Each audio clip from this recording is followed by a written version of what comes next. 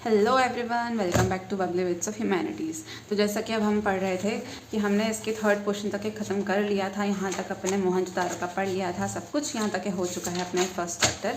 तो अब अपन पढ़ रहे हैं इसका fourth portion, tracking social differences.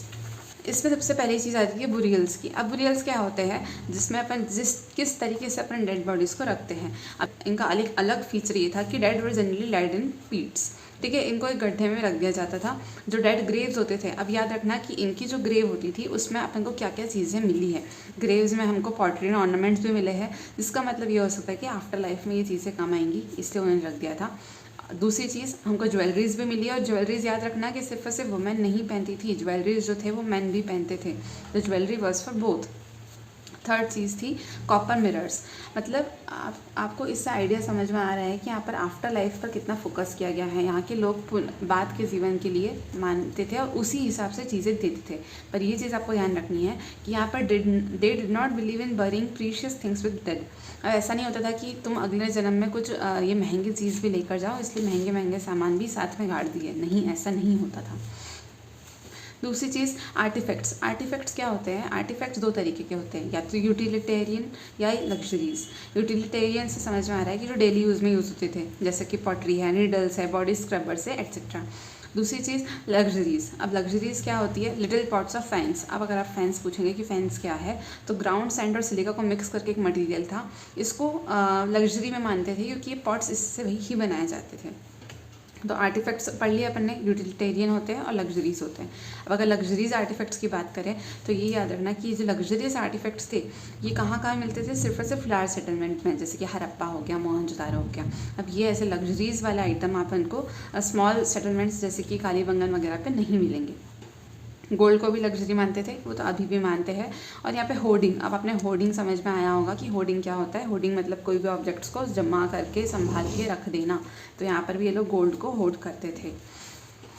चन्हुदारो भी एक एंशियंट साइट है इंडस वैली सिविलाइजेशन की। तो ये याद रखिएगा कि चन्हुदारो जो साइट है वो 7 हेक्टेयर से भी छोटी साइट है। अब आप ये ज़रा से याद करो कि मोहनजोदारो जो था उसका साइज़ क्या था? 125 हेक्टेयर्स। और यहाँ पे चन्हुदारो का साइट का एरिया कितना है? 7 हेक्टेयर्स। देख रहे हो कितना डिफरेंस पड़ गया है। पर ये चीज़ आपको याद रखनी है कि चन्हुदारो जो है वो एक्सक्लूसिवली, मतलब कंप्लीट तरीके से वो डिवोटेड था किस चीज़ के लिए? क्राफ्ट प्रोडक्शन के लिए। क्राफ्ट प्रोडक्शन में क्या क्या चीज़ें आ जाएंगी? 5 चीज़ें आएंगी। एक तो bead making, shell cutting, metal working, seal making और वेट मेकिंग। ये 5 चीज़ें जो थी यहाँ पर चन्हुदारो में बहुत ज़्यादा प्रोड्यूस होती थी। जैसे चन्हुदारो एक साइट है, वैसे ही नागेश्वर और बालाकोट, ये दोनों भी साइट है इंडस वैली सिविलाइजेशन की। ये दोनों कहाँ पाई जाती है? ये साइट किधर है? नियर कोस्ट, पानी के पास में है। और इसलिए नॉर्मल सी बात है, पानी के पास में है, कोस्ट के पास में है, इसलिए ये शेल ऑब्जेक्ट्स बनाने के लिए सेंटर भी है। एक और चीज़ आपको जो याद रखनी है वो है नेशनल म्यूज़ियम। नेशनल म्यूज़ियम अपने इंडिया में कहाँ है? दिल्ली में है, जो बहुत ही बेसिक सी इन्फॉर्मेशन थी। टेराकोटा फिगरेंस जो थी वो कॉपर और ब्रॉन्ज मेटल से बनाई जाती थी। Lapis lazuli. अब अगर आपसे ये पूछा जाए कि ये क्या चीज़ है लापिस लजुली, तो इसको मार्क करना कि अब ब्लू स्टोन, हाईली वैल्यू, ऐसा स्टोन था जो ब्लू कलर का था, जिसकी बहुत ही प्रीशियस वैल्यू थी। कुछ चीज़ें और कुछ लोकेशन यहाँ पे लिखे हुए हैं मैंने, वैसे कि वैसे ही आपको याद करना है। जैसे कि कार्नेलियन भरूच गुजरात में मिलता था, भरूच गुजरात में एक जगह है। स्टीटाइट जो अपने स्टोन पड़ा वो साउथ राजस्थान और नॉर्थ गुजरात में मिलता था। मेटल राजस्थान में मिलता था। कॉपर खेतरी माइंस राजस्थान की। आपको जोग्राफी के पर्सपेक्टिव से भी याद रखना है कि कॉपर माइंस जो बहुत अच्छी है वो खेतरी माइंस है जो राजस्थान में है। गोल्ड जो है वो साउथ इंडिया में मिलता था। खेतरी, अगर आप खेतरी की बात करें तो खेतरी की स्पेशल एक और चीज़ कहती है कि यहाँ पे नॉन हड़प्पन पॉटरी बहुत ही यूनिक थी, तो ये आपको याद रखना है। और यहाँ पर एक और चीज़ ये कि यहाँ पे गणेशपुरा जोधपुरा कल्चर भी पाया जाता है। ओमान एक अरेबियन पेनिनसुला में एक लोकेशन है। इसका पुराना नाम क्या था? मगन। ओमान का पुराना नाम मगन था। हरप्पन रीजन का पुराना नाम मेलूहा था। बहरन आइलैंड जो है उसका पुराना नाम डिलमुन था। तो ये आपको सीधे रटना है।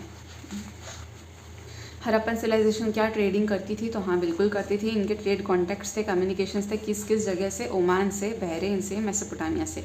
ट्रेड कहाँ से होता था? सी के थ्रू। और सी के थ्रू होता था, ये कैसे पता है? क्योंकि हमारे पास प्रूफ है कि शिप्स और बोट्स जो है वो सील्स में बनी हुई हैं।